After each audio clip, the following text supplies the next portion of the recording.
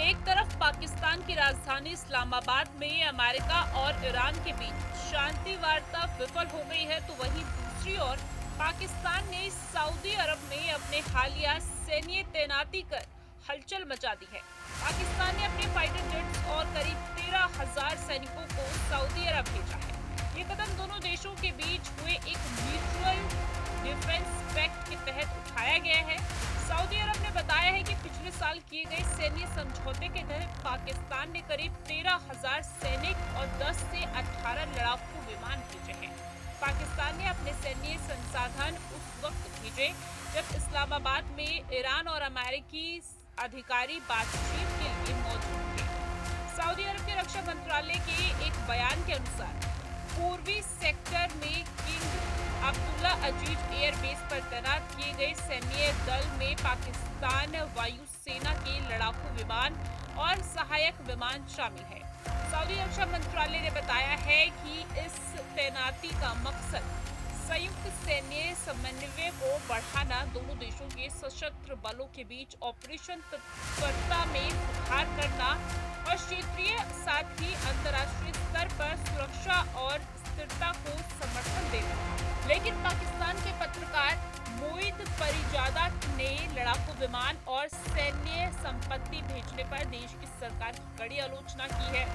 उन्होंने लिखा है, पाकिस्तान वायुसेना और पूर्वी सऊदी अरब पहुंचना ठीक उस समय जब पाकिस्तान खुद को अमेरिका और ईरान के बीच एक ईमानदार मध्यस्थता के तौर पर पेश कर रहा है, एक बहुत ही खराब संकेत है।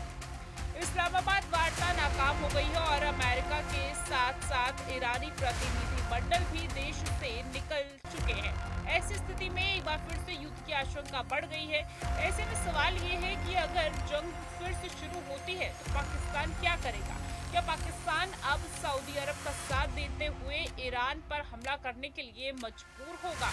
पाकिस्तानी पत्रकार मोईद परिजादा ने लिखा है, पहली बार तो ये है कि पाकिस्तान और सऊदी अरब के बीच हुआ आपसी रक्षा समझौता असल में एक किराए के रिश्ते के लिए इस्तेमाल किया गया एक बेतुका नाम है।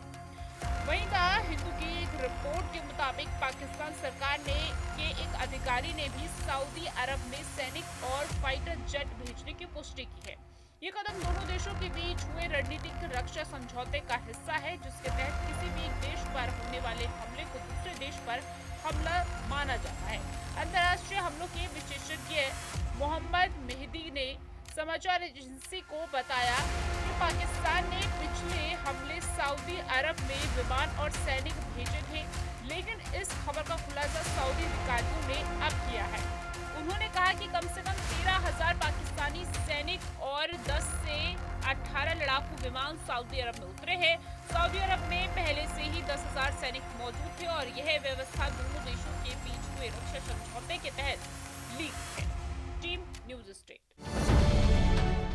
अब से डीडी फ्री डिश के चैनल नंबर 57 पर देखिए न्यूज नेशन।